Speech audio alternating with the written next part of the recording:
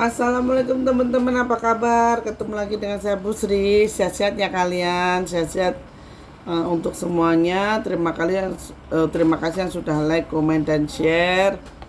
Terima kasih sekali, dan untuk yang sudah subscribe, terima kasih. Tanpa kalian saya bukan siapa-siapa, dan tanpa kalian channel ini bukan apa-apa ya teman-teman.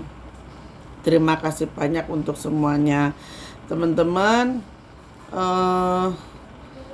Saya turut berempati kepada adik kita Naomi yang kemarin ditemukan di Gunung Slamet. Bersyukur alhamdulillah dia ditemukan dalam keadaan selamat.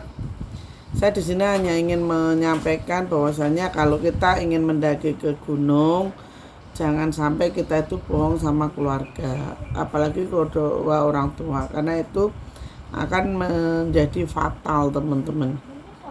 Jadi seperti itu. Terus kenapa kok bisa fatal? Kok saya tahu?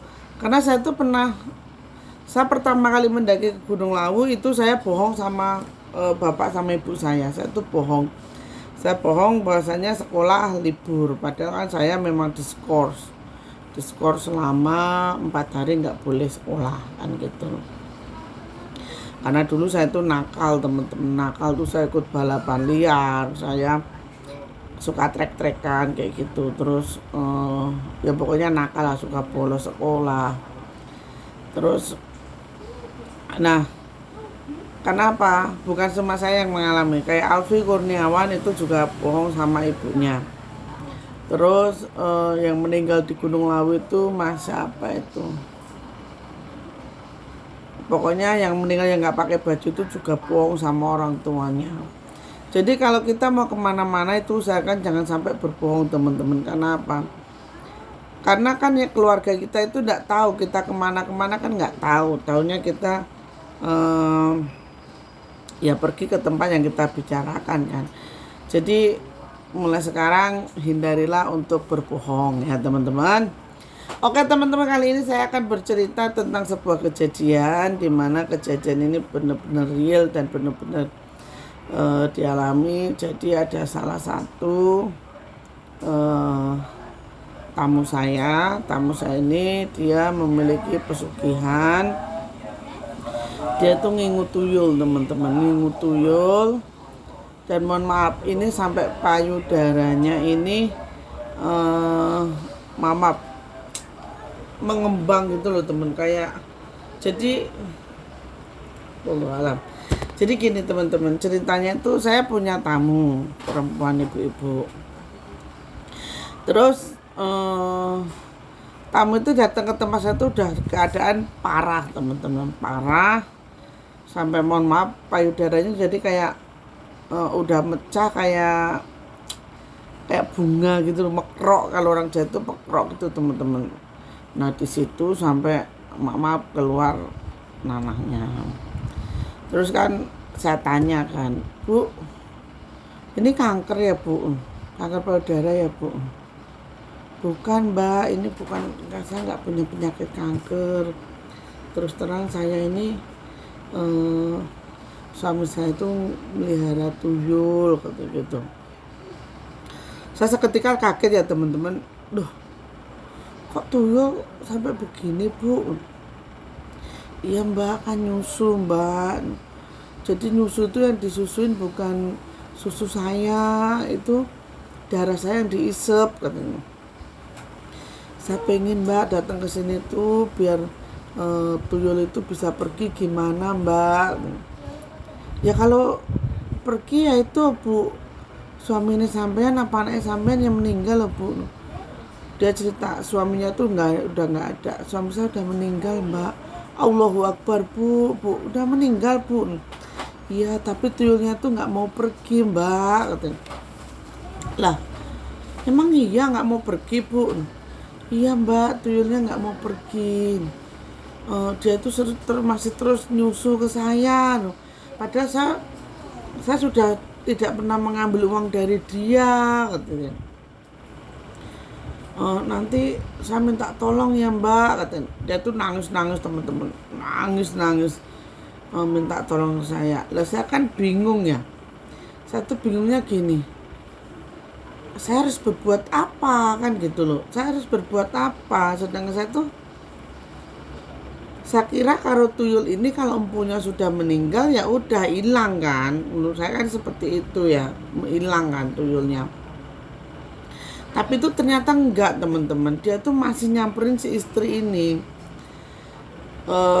Terus istrinya kan mohon mbak. Nah terus 3 minggu sebelumnya 3 minggu setelahnya ini saya datang ke rumah dia, saya turun nunjukin,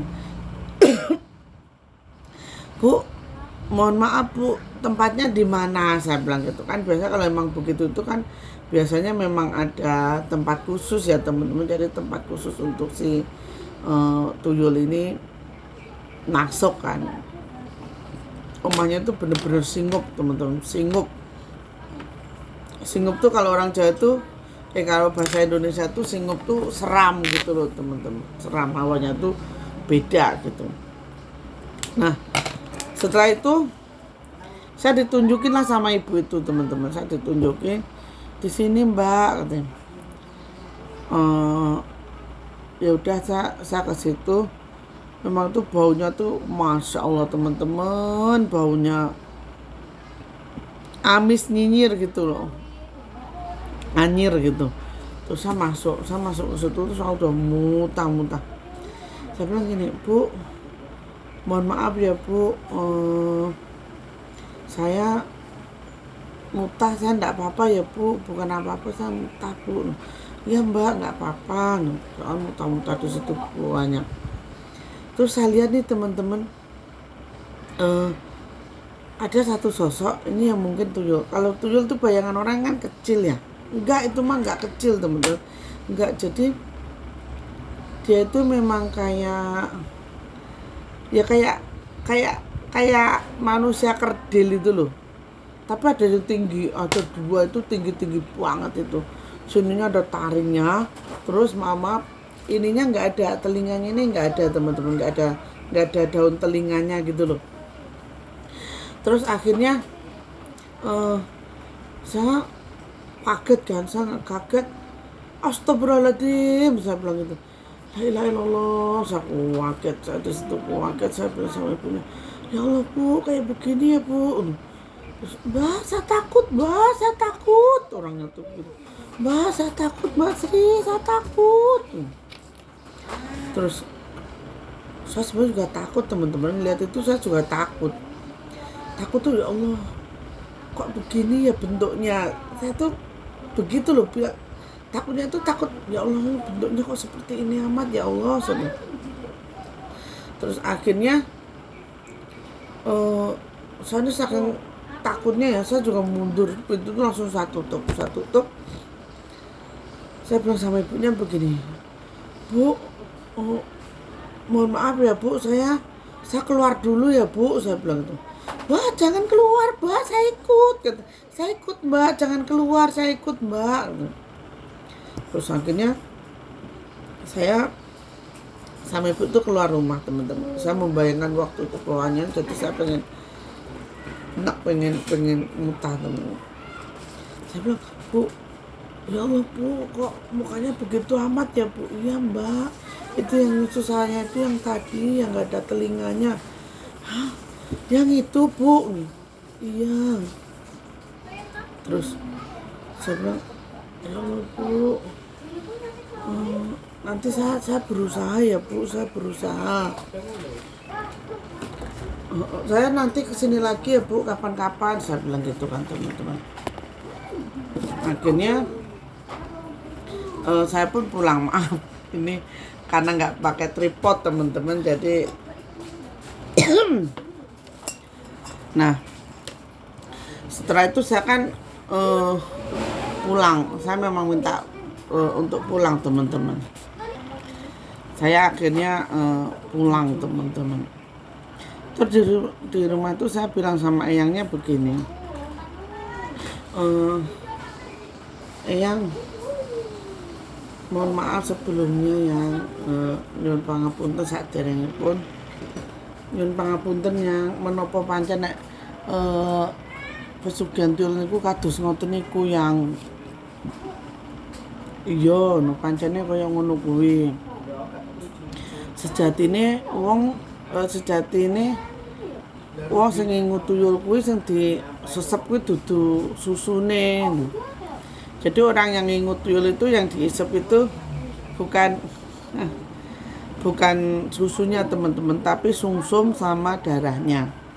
Makanya orang yang ngingu tuyul itu kebanyakan mereka itu kurus dan kebanyakan orang yang ngingu tuyul itu akan itu teman-teman, jadi kering gitu loh, badannya kering. Ternyata yang diisep itu adalah sumsum sama ininya teman-teman, sumsum sama darahnya. Terus saya dibilang sama Eyang juga begini, kamu sudah tidak boleh ngikut campur urusan ini. Karena apa? Karena ini hukum karma yang harus dia terima.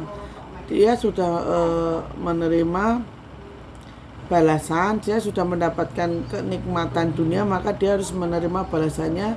Dan dia akan diperintah oleh si Raja Tuyul itu ketika dia akan meninggal, maka dia harus bekerja untuk mereka, katanya gitu, kata Eyang tuh. Terus saya bilang gini teman-teman, lah terus istrinya tuh gimana, yang apakah tidak bisa ditolong? Saya bilang ora iso, tidak bisa, itu tidak bisa ditolong. Memang harus mendapatkan perlakuan yang seperti itu. Memang itu yang harus dia dapatkan. Karena apa? Karena itulah yang dia harapkan. Dia ingin kaya dengan mudah, ya sekarang ini balasannya, katanya gitu. Terus saya tanya lagi, yang kalau tuyul itu apakah benar yang tidak bisa mengambil uang di bank ataupun uang di ATM, yang saya bilang gitu kan. Yang ini nanya, bank gue opo? Bank itu apa? Kata yang tuh begitu. Terus saya bilang, sekarang itu kan yang orang tuh nyimpen duitnya di suatu tempat, dan itu tidak semua orang bisa masuk ke situ yang. Terus akhirnya tuyul kuwi iso njupuk duit. Tuyul itu hanya bisa mengambil uang yang tidak ada perantara besinya. Jadi kalau ada besinya dia tidak bisa. Oh gitu nggih yang, saya bilang gitu. Yo. Jadi saya akhirnya tidak membantu ibu itu teman-teman, karena kata yang Sinun Lawu saya tidak diperkenankan, karena memang itu yang harus menjadi hukum karma dia. Dia sudah mendapatkan kekayaan dengan cara instan, jadinya dia juga harus membayar apa yang sudah dia dapatkan gitu. Istilah kata itu berhutang gitu loh teman-teman, berhutang. Nah, yang saya heran teman-teman, kan banyak orang itu mengira tuyul itu kecil ya, kayak anak-anak kecil itu ya. Itu enggak teman-teman. Jadi wujud tuyul itu ada yang tinggi, besar, bahkan melebihi manusia. Ada yang ini yang kecil. Jadi tapi mohon maaf, giginya itu kayak gigi ini semua, taring semua teman-teman. Giginya itu gigi taring semua.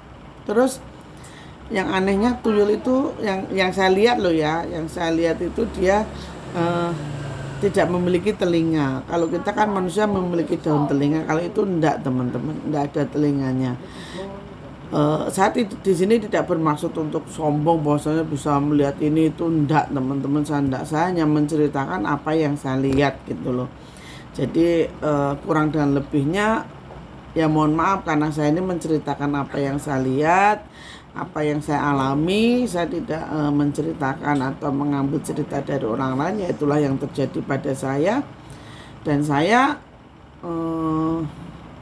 selalu bersyukur pada Allah, karena apa? Walaupun terkadang perasaan takut itu ada, tetapi saya bersyukur ditunjukkan oleh hal-hal yang orang lain tidak ditunjukkan gitu loh teman-teman. Jadinya ya syukur alhamdulillah kepada Allah Subhanahu wa taala untuk semua yang telah saya lalui, untuk semua yang telah saya dapatkan.